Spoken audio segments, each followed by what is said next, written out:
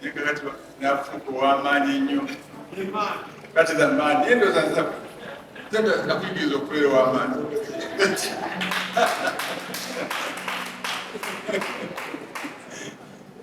yabo ne basemaani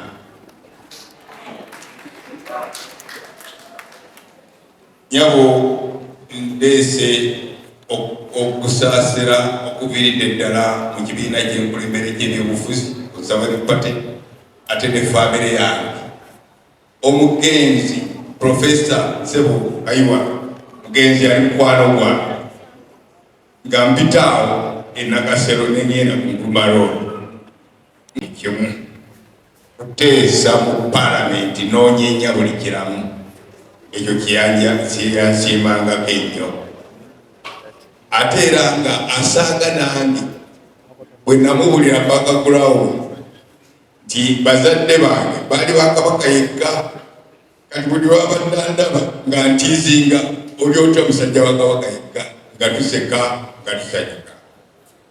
Twagala okusaasira namwandu n'omuzukulu waffe ekikangabwa kye mwatuuseeko emisana tuku nga yingiria bakuba amasasi siina bwe nnyonnyola bannyabo ne bassebo abasoma ebyafaayo ebyabadde wano mu Buganda entiisa gye mwafuna efaananirako ddala entiisa abantu gye baafuna enamirembe nga Katikkiro Nsibirwa bamukuba amasasi emisana tukutuku.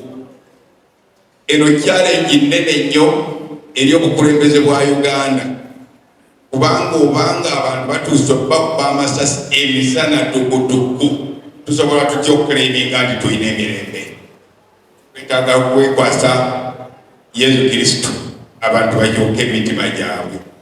Nebaza nnyo aba boda abalawunye abassi ne basobola okuttako omuntu omu mulala naye ne bamutuusako ebisago.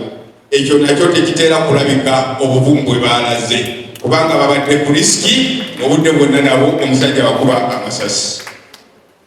Omugenzi Bosa atusadde nnyo abadde mu ttuluba eritasangika mu bakulembeze ba Ssaabasajja Kabaka.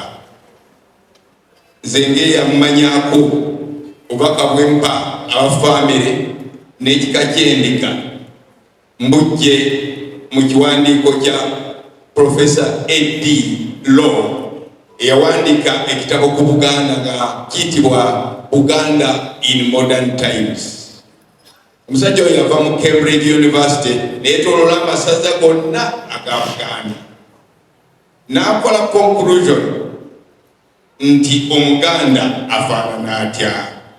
Yagamba nti Abaganda bakkakkamu batya Katonda boogeza essimbo bayina ensonyi ate batera ne basaagasaaga bumu ne bannaabwe. Oye kapito Muganda wano muzukulu wa Kintu.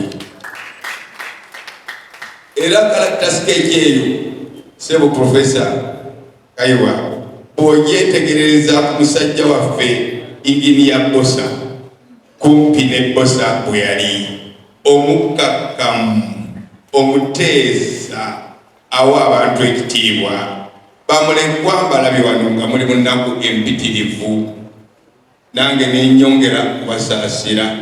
Mufiiriddwa omusajja omulwanyi, omusajja abadde aweesa famire yammwe ekitiibwa, aweesa Obuganda ekitiibwa, alwanirira Ssaabasajja Kabaka waakiri okufa nga protectinze kingdom. Ebimu ku ebyo binabyogedde nja byogerera ewalala naye challenge ki esigadde nga nva waggulu. Challenge eri bweti ffe ng'eggwanga erya Uganda twesabire nnyo. Oweekitiibwa Museveni yagenda n'atulwanirira n'akomawo n'obuwanguzi, naye bwe tutuuka ku ssa erituuse omuntu oweekitiibwa mukuba amasasi emisana ate nga waliwo n'abakyakuba amasasi ekiro tetuyinza kwenyumiriza ku ddembe eryo ndi tukyaliina. N'olwekyo nsaba nkuba omulanga nti ekyabadde ku inginiya Bosa kiggule emitima gy'Abannayuganda nti tetunnatuuka gye tulaga. Ensasagge n'entiisa eyaleeteddwa mu kutta Bosa yeetoolodde Uganda yonna, kumpi buli wantu, gende Masindi ne Masaka bonna boogera inginiya Bosa bamusse mu ngeri entiisa. Tufiiriddwa nnyo omu ku bakulu b'ebika ababadde abatutumufu, abayivu, abateesa era nga be bamu ku abo abayimiriddeko ekitiibwa ky'Obwakabaka. Nga nva waggulu njagala okubategeeza nti Ssaabasajja naye tumusaasire kubanga afiiriddwa omusajja engwaŋŋuli. Abakulu b'ebika we batali Obwakabaka tebubaawo.